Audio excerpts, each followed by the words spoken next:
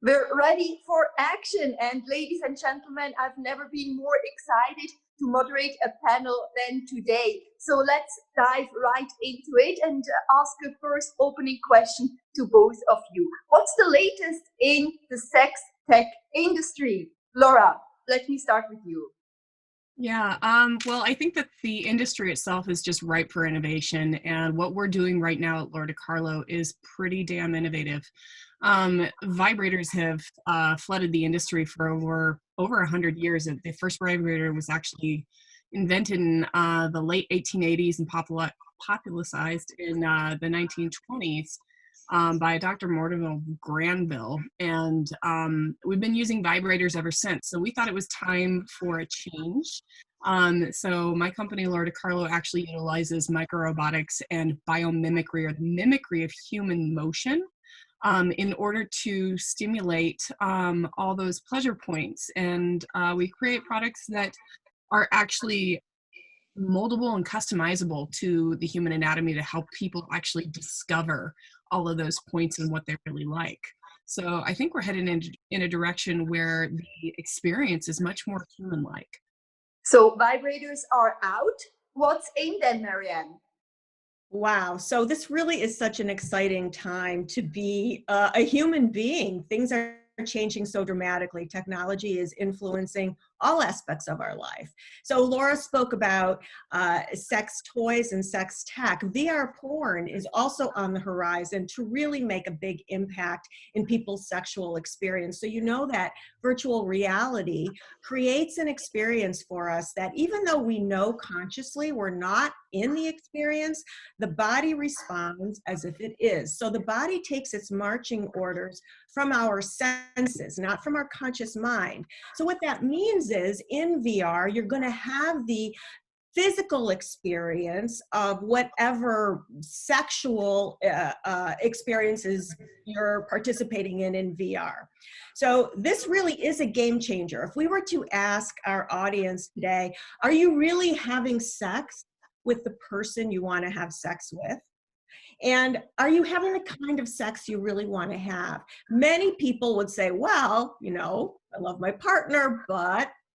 And VR porn is going to offer people the opportunity to really live their fantasies, to create the partner or experience the partner they're longing for and the kind of sex they're longing for. So that's just one way that technology is interfacing with our sexual experience today. Another, which we really don't have time to talk about, is the way that sex apps are enabling us to connect with partners as easy as it is for us to connect to, let's say, a restaurant and a certain kind of food. So life is changing, and this is today just a snapshot of what's happening, and in 20 years things will be different again. Now, Lora, a lot of people are struggling with coronavirus and their sex life, right, together with their partner or just by yourself as well. What are your tips in terms of surviving these difficult times, you know, from a sex perspective? That's a good one. We are a very data-driven company, if you didn't know. So we actually have surveyed quite a few folks while we're facing this pandemic, as far as how their sexual exploration and their sexual relationships with their partners are concerned. And our data shows that women's sexual relationships with themselves are actually suffering the most. Women are masturbating less due to feeling less sexy and aroused.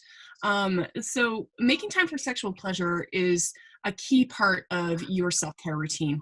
In times of stress and anxiety, most of us are facing, I know I am, it's more important than ever to really take that time with yourself to discover that journey to orgasm. And don't make orgasm your goal. Like, enjoy the journey. So we actually know that orgasms also can help with relief of stress, improving sleep, and enhancing mood, and even boosting immunity, which is really important right now. So be kind to yourself, take some time to explore your body, and do things that make you feel a little sexy. That's awesome, and really a good point that, you know, it boosts also the immune system probably. So let me ask you, Marianne, how can sex therapy help in these very unprecedented circumstances, because everything is changing, including human intimacy. Well, absolutely true. So the pandemic has only intensified trends that we're already seeing, which is people are having less sex than they used to. Women are starting to report less sexual desire than they used to. People are reporting more depression, more stress, more social isolation. All of this is amplified by the pandemic. Where sex therapy can interface here is a variety of ways. For example, people carry a lot of shame around their sexual experience and their longings. And what we see, or what we're learning now, is that so much that we used to think was pathological is actually really typical, like alternative sexual relationships, or wanting to see your partner have sex with someone else, or masochistic fantasies, things like this. Therapists used to think, there must be intimacy issues or sexual abuse in the past. We're seeing that differently now, and sex therapy can help people sort of give permission to have the kinds of experiences that they're longing for. It also helps people cultivate the skills that allow for intense, satisfying sex. Like, for most people, great sex involves feeling vulnerable, letting go of control. That stuff doesn't naturally come to us oftentimes. It sort of requires some effort and practice, especially in a long-term relationship, to develop these skills. So sex therapy can help with that. Also help us become more embodied. We're so thought-focused these days. We're stuck in our heads. I mean, that's not a place for good sex. Good sex comes from being in the body. So those are just a few ways sex therapy can be helpful. We shouldn't be stuck at home as well, right? So, Lora, let me ask you, you have described yourself as a anatomy geek and have always been fascinated by the perfect female orgasm. So how can a woman like you and I get the perfect orgasm? Can you share any tips? I would be so curious. Let me correct you, Martina. I wouldn't say there is one perfect female orgasm. Everybody's orgasm is just a little bit different. And it just happens to be the one that I had when I was about 28 years old, was kind of coined as a blended orgasm by Women's Health and Wellness magazine. What is a blended orgasm? I'm going to tell you, because it literally knocked my ass off the bed and I laid on the floor staring at the ceiling, drooling on myself. Oh my God. Oh my God, how can I do that again? And I was kind of obsessed with, how do I do it by myself? I want to have that autonomy. I want to be able to do that myself. So I was actually pre-med at the time. And I remember when I went through these phases in school, we never really delved into sexual intimacy or the science of pleasure. In fact, it was almost, you could hardly find it at all. And so I started looking into the science of erogenous zones and how that works. And I discovered that blended orgasm is actually, you're just stimulating the whole clitoris. You're stimulating the glans clitoris, which is on the outside. And the clitoris is about the same size as your hand, actually.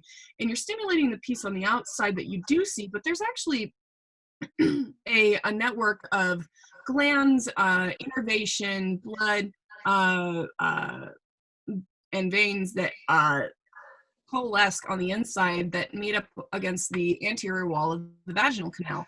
Most people have thought of that as the G-spot for a very long time, but the fact is it's a very sensitive area. When you stimulate the backside, essentially the backside of the clitoris and the front side, using what we use, biomimicry, or a human partner that actually really knows what they're doing, you get a really intense orgasm and can even experience female ejaculation if you do it just the right way. So I started looking into, I wanted to find a product that did that, and I couldn't find one that existed. So I decided to invent one. And that whole— It must be a top seller right now. It's doing pretty well right now.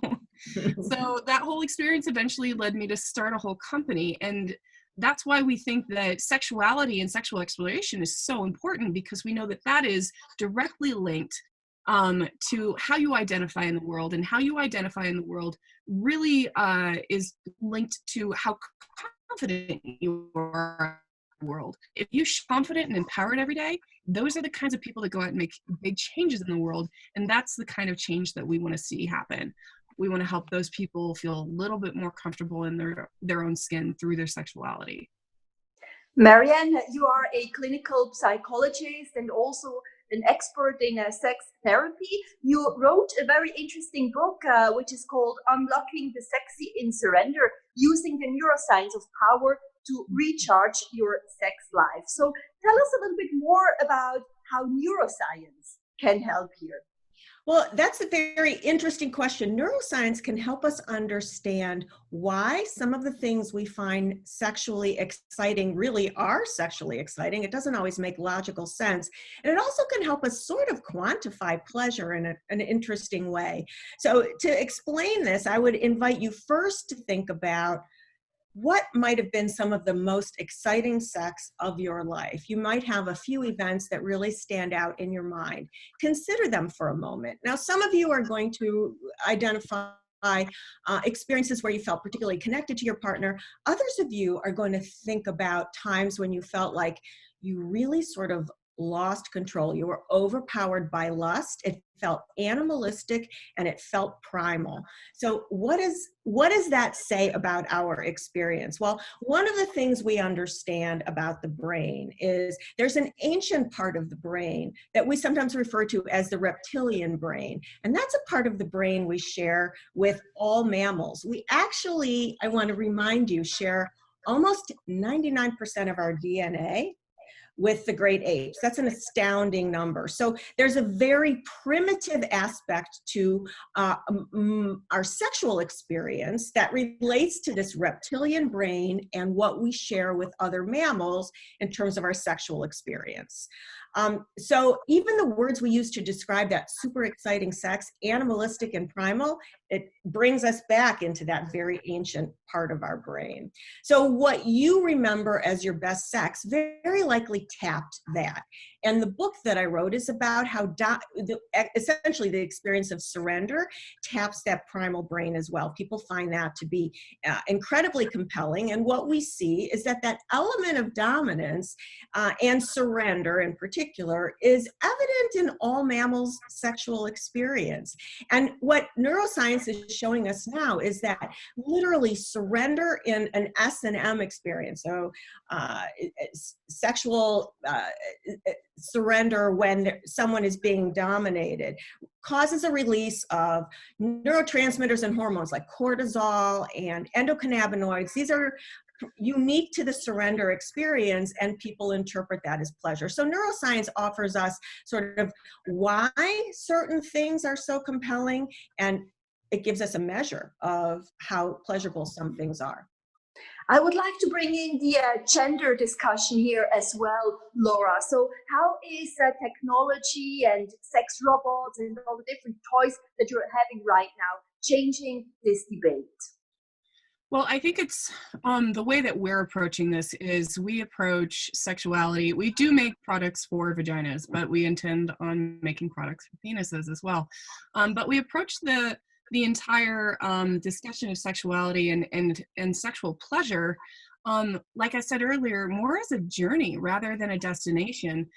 So we're not focused on penises and vaginas so much as we are focused on what is the experience that you want. And an experience is not gendered. And personally, being a bisexual female, I'm somewhere on that spectrum. I'm not necessarily 100% identifying as male or female, and most people, I don't believe, really do. Everybody has a little bit of everything, but that's how we want to start having that conversation around gender, because we all have the opportunity and we have the ability to exemplify these traits of male and female. So really, we want to take gender off the table when we're talking about sexual pleasure. Before we go, we only have 1 minute left, so let's return with the last question to Marianne, and this is about sex in space. How can you help astronauts with their space explorations? Marianne, 1 minute.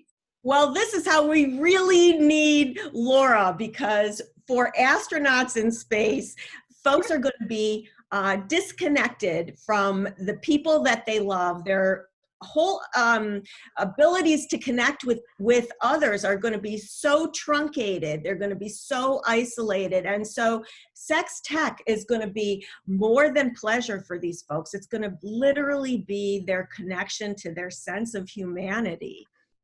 I wish we can all take off and go on a space mission together with all of these sex toys and therapies that you have just mentioned. Marianne, Laura, thank you so much for this exciting topic. There's much more to come, I am sure. Thank you so much. Thank you. Thank you.